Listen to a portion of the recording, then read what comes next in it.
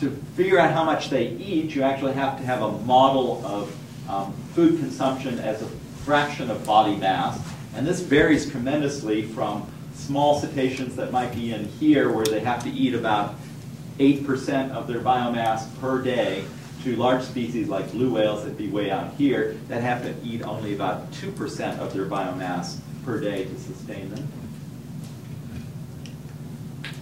When we multiply that out and then collapse that big long list of species into 4 different species categories, we have the delphinoids, dolphins and porpoises, Ziphiidae, the beaked whales, Physeteridae, the sperm whales primarily, but also dwarf and pygmy sperm whales, and the baleen whales down here. And the numbers in this table provide various different perspectives, and depending on how you look at things. In terms of abundance, these delphinoids, dolphins and porpoises, are 100 times as abundant as the baleen whales. But it turns on its head if you look at the biomass, because in fact, the dolphins and porpoises have only 1/5 the total cetacean biomass out there in the California current as the baleen whales do.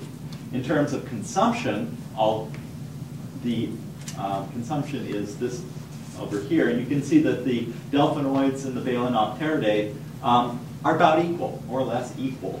And that's because the baleen whales have the lower per capita energy requirements. To look at the role of cetaceans, we have to look at carbon fluxes in the sea. Most of you know from your basic ecology that organic carbon is only fixed in the ocean in substantial quantities by the phytoplankton. About 50% of that gets shunted off and never becomes part of the food chain, except for microbial pathways, which eventually lead back here, but with a lot of loss of carbon. About 10% of the carbon gets fixed into zooplankton. About 10% of that get fixed into little fish and squid, the next trophic level, and then 10% on. And in fact, cetaceans are feeding at these 3 trophic levels.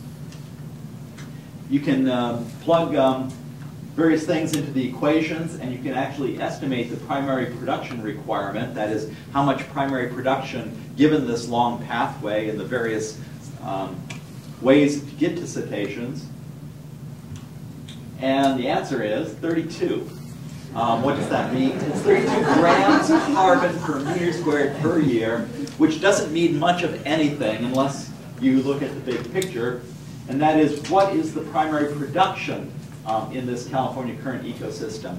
Well, California current is a very productive eastern boundary current. It has much higher productivity than areas immediately to the west of it. The overall primary production is about 267 grams per carbon per meter squared per year. And the conclusion is that now cetaceans require about 12% of the net primary production in the California current ecosystem. This is huge. I mean, they're not a trivial part of this ecosystem. They're one of the major drivers. And in comparison, all fisheries are estimated to require about 20% of the primary production. And this is a value for cetaceans where the large whales are still in the process of recovery. So this fraction is going to increase. Don't get me started on pinnipeds. I didn't include pinnipeds because we don't have as accurate total population estimates, but I have no doubt that the pinnipeds are going to push this total over 20% of the primary production going into marine mammals in total. Of the cetaceans, the delphinoids represent 97% of individuals, 15% of the biomass, 38% of the prey consumed, and a whopping 60% of the primary production requirement. And the reason why I did this was to point out the fact that they are such important components of the ecosystem. And then in my agency, we talk a lot about ecosystem approaches to management. And really, any ecosystem approach is going to have to require an explicit consideration of this rather large prey requirement of marine mammals. Last topic I want to talk about is our cetacean habitat modeling.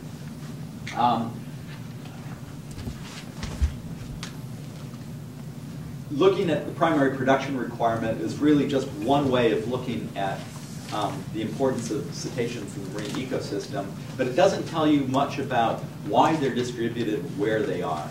So for this project, we wanted to actually model cetacean abundance and density as functions of the ecological variables that we're capable of measuring on these cruises. So we have all the cetacean survey data that we collect at sea. We have habitat data. That can be either data that are collected at sea or data that can be measured remotely using satellite sources, as in this image of primary production in the entire Pacific. We combine these two data sources to try to predict cetacean density as a function of the habitat variables. The data that we used for this was our Southwest Center cetacean survey data from '86 through 2006, 20 years of data. And the habitat data were data for the same time period, some of which were collected on these surveys and some of which were available from remotely sensed sources, such as satellite sea surface temperature. Here you see some of those predicted density plots for a variety of different years for one species. This is short-beaked common dolphin. The units are actually density per number of individuals per square kilometer, and they range from 0 up to about 2 animals per square kilometer.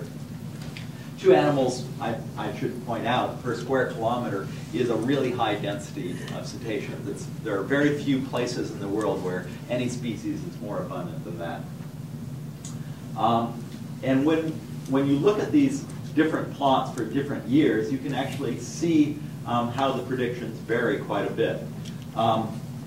Plotted on top of the predictions, but probably difficult to see from the back, are the black dots indicate where we actually saw the animals, in this case short-beaked common dolphin, in the given year. But I'll contrast two plots here. 1993, this was an extremely warm year. It was an El Nino year. The offshore waters were virtually uninhabited, and the model predicts that all of the animals would be pushed up close to the coast because, in fact, that was where their optimal habitat was. And, in fact, that's, in fact, where we saw them as well. Another extreme is 2001. It was quite a cold water year. There was an intrusion of a very cold water off the central California coastline. Short-beaked common dolphin don't like that. They were pushed into the offshore waters, and in fact, the model predicted where they actually were seen. This plot represents the overall model, representing an average year of all the years for which we collected data.